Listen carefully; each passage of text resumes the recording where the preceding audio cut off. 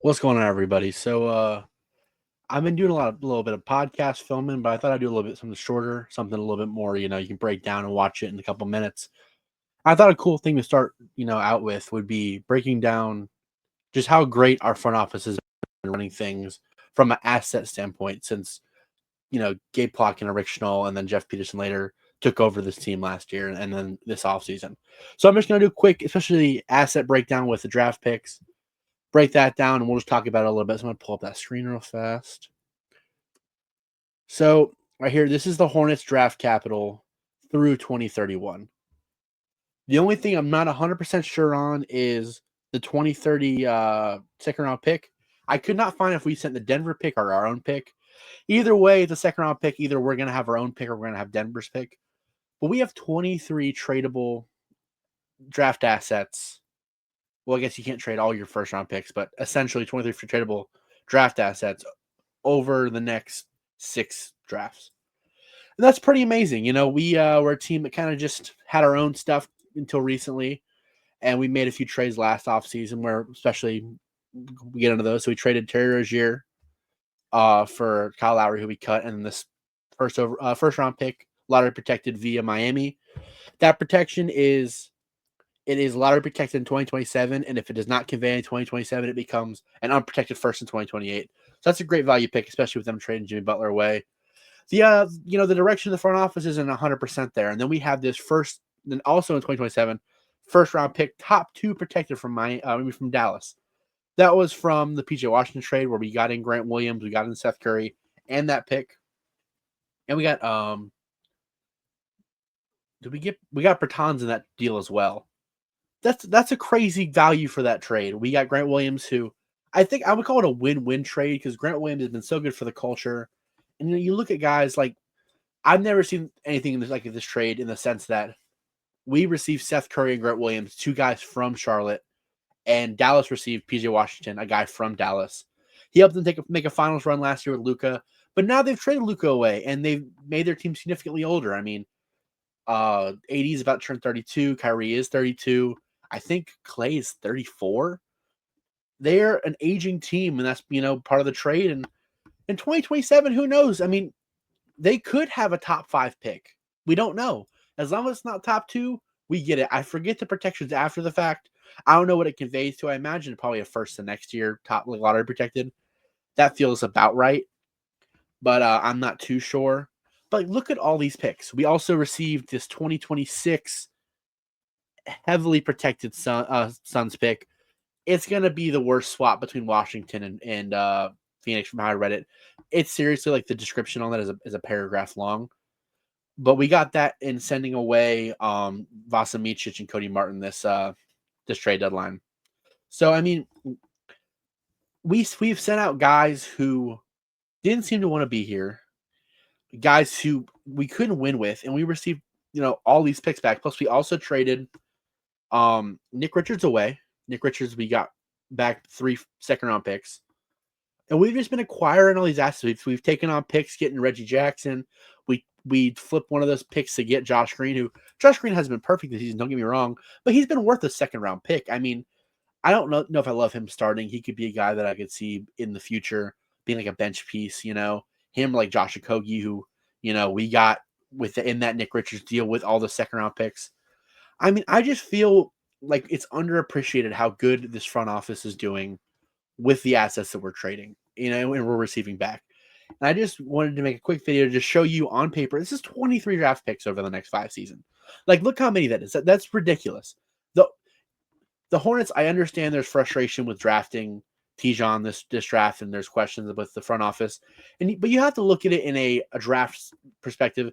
Everyone was talking about how weak this draft was. They just took a swing on a guy that they kind of liked. Well, they did like a lot, but for a future down the line, kind of guy.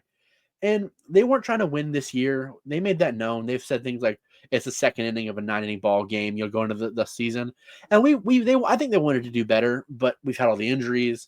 But we also our pick is lottery protected this year, so I believe it becomes 2 seconds after this year. San Antonio. It should say that in the protections here, but it doesn't. I'll fix that before I post this. I'm going to post this on my Twitter page.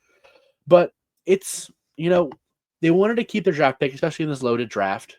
And, I think that you can see that the pieces are there. I mean, 3 of our top 6 leading scorers in Trey Mann, Grant Williams, and of course Brandon Miller are out for the season. And I mean, Grant and Trey have been out for, I don't know, going to be out for 3/4 of the year. Like it's absurd. And I just feel like we can all get a little too negative sometimes. So I just wanted to highlight. I mean, look at all these draft picks. And I mean, admittedly, this is my first time like doing the split screen. I'm using a new filming software. So I'm gonna get better at this too with the short form stuff. But I just want to go in. I mean, there's if there's nobody that we could technically not get in a trade with these assets that we have. If we wanted to go after somebody, the next Toronto Star, if they fit our timeline and they fit our roster construction, that could be something that we go after. I mean, Jeff Peterson, he was the assistant GM, but he was part of it. He was a GM when they built Brooklyn, and Brooklyn was a front office issue above Jeff Peterson. They didn't like the GM and the owners, but he was a big contributor. Like there's been quotes talking about he was a big contributor in establishing that Brooklyn Nets team. He made the trade to get James Harden from Houston. He helped sign Katie and Kyrie. I mean, you see that like he's helped facilitate big moves and big trades. Who says he can't do it in Charlotte? I know Charlotte's not Brooklyn, but it doesn't matter the destination when it's a trade. I mean, I think that the ownership will put their money where their mouth is when it matters, and I think especially we only have the one first in this draft, so I think I made a podcast yesterday with my guy Nick Thomas. Check it out. Who we broke down some of the draft options depending on where we land in the lottery. But we have our first this year, but there's no way we're not making the playoffs now. No way we're making the playoffs now. So we're getting our pick, and we have our own pick next year. With that, also the back of the first round pick first in 2026. We have potentially 3 firsts in 2027, and if we're healthy next year, we could trade all 3 of those 2027 picks for somebody. If that draft, I don't know who's in that class. 2027 is far enough out. I think those are juniors in high school right now. We're not 100% sure who's going to be there, especially because a lot of guys overseas, you kind of see like a year before. But, there's so much opportunity now. And I think we need to appreciate what we have with this roster and like with these assets, maybe not the roster. I mean, I understand the frustration with the roster, but I don't think this isn't our roster we're going to play with next season. It's just a bummer with all the injuries we've had. I mean, and we don't know. I mean, Miles Bridges has been quoted as saying like he has a very tradable contract. It's a descending contract. I'm pretty sure the other team in a trade would get a trade kicker. It's a very tradable contract. I don't know. It's 50-50 split in the fan base if we want to trade Miles, we want to keep Miles. But I mean, he's a guy like who could be seen as, a key piece in a big trade for an upgrade. I don't know who that upgrade would be, but I mean, the next Toronto Star, that could be the piece we need to trade. They've already traded Mark Williams. He had to come back, but they've already traded Mark Williams. I mean, there's probably only 2 untouchable pieces on this team, and that is crazy to say, but if you think about it, it's the truth. Is Brandon Miller, obviously, and then Tijan Salon. Not because Tijan Salon's some great piece, but because Tijan Salon is, a project. He would be undervalued in a trade, so he basically makes him untradeable. Untouchable. I'd like to think we keep LaMelo. I'm not too sure though. It just depends on what this front office wants to do. They weren't the ones who paid him. He has had the injury concerns, but we know how good he can be when he is healthy.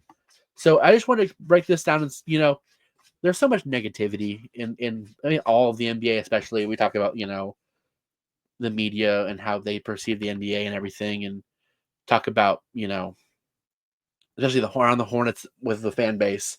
It can be so negative. I just want to take a minute, show you guys some positivity about this. I mean, look at this 23 first round pick. It's for 23 picks. I think, what's that? 1, 2, 3, 4, 5, 6, 7, 8, 9, 10, 11 first round picks. Sorry, 10 first round picks. There's a Lakers one in there. That one, I meant to take that off before. I had this pulled up before. Yeah, no. So 10 first round picks and 23 overall picks. I mean, that's awesome. 10 first round picks and 6 drafts is awesome. Gotta love it. Anyways, that's going to sign off here, but go Hornets. and let's put some positivity in this world.